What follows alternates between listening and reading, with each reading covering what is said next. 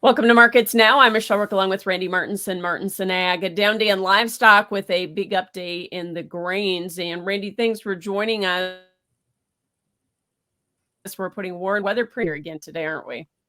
We are. I mean, we continue to see some issues on the weather front, and of course, right now we're looking at much above normal temps, much below normal precip for starting this weekend into the rest of July for majority of the northern plains, well, the plains and the corn belt. So that's really helping to charge the corn and the soybean market. It's certainly got a lot of the funds that are holding short positions a little bit nervous, and I think they're looking to even up their positions here ahead of the weekend, and then wait to see if we get verification here next week.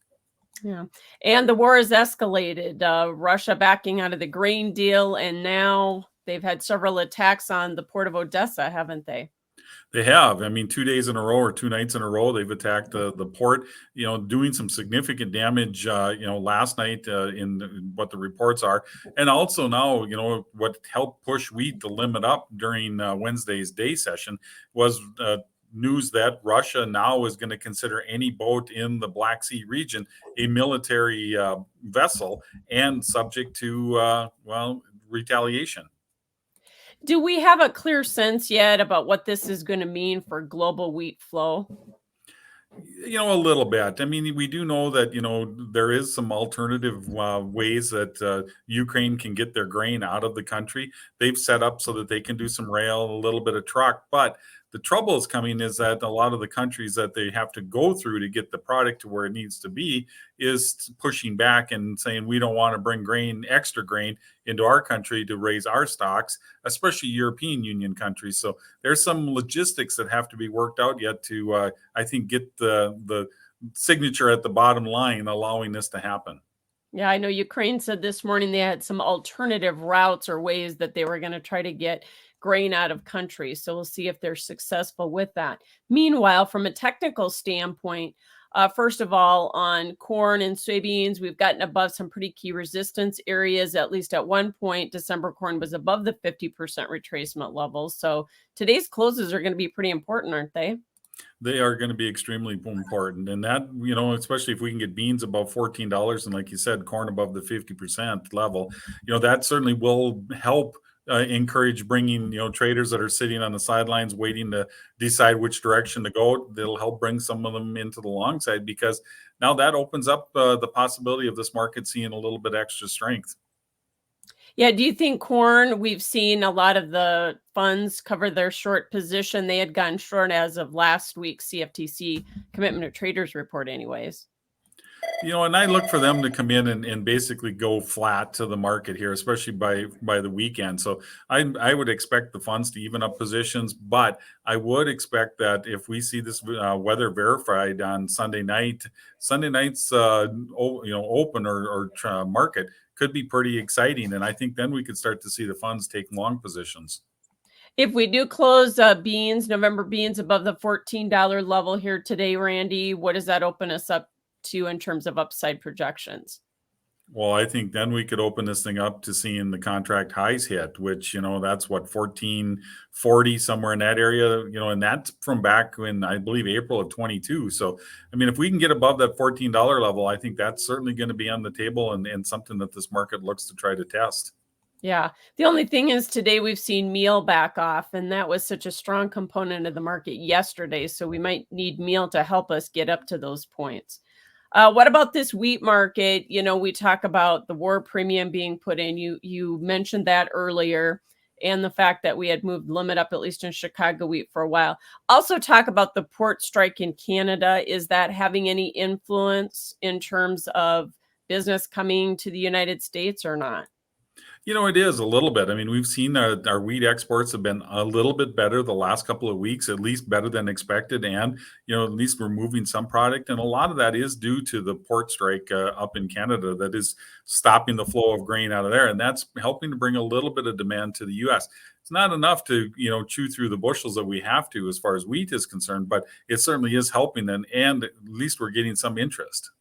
Spring wheat did see a 4% increase in crop ratings and good to excellent here on the crop progress report this week. But, that can't go up here much longer as dry and hot as it's been up in the northern plains, can it? Well, it's going to be hard to believe that it could. I mean, we are seeing, right now we're talking about 90s here this weekend. Very little rain has fallen, especially in the eastern part of the state. Now, the southwest corner of the North Dakota's wheat looks good, but you get into the eastern part and things are deteriorating. And so I was kind of surprised to see that 4% increase in crop ratings. Now, most of the crop is headed out and it's, level and it's even. Maybe that's what it, driving by at 60 miles an hour, it looked better. Yeah. Outside markets have also been kind of coming on strong here. The Dow hitting, I think, some new highs for the year, anyways, or some levels we haven't seen for quite some time, maybe last year. You've had crude oil making a run here. And so has that money flow also been helping, or that general positive mood been helping the ag commodities too?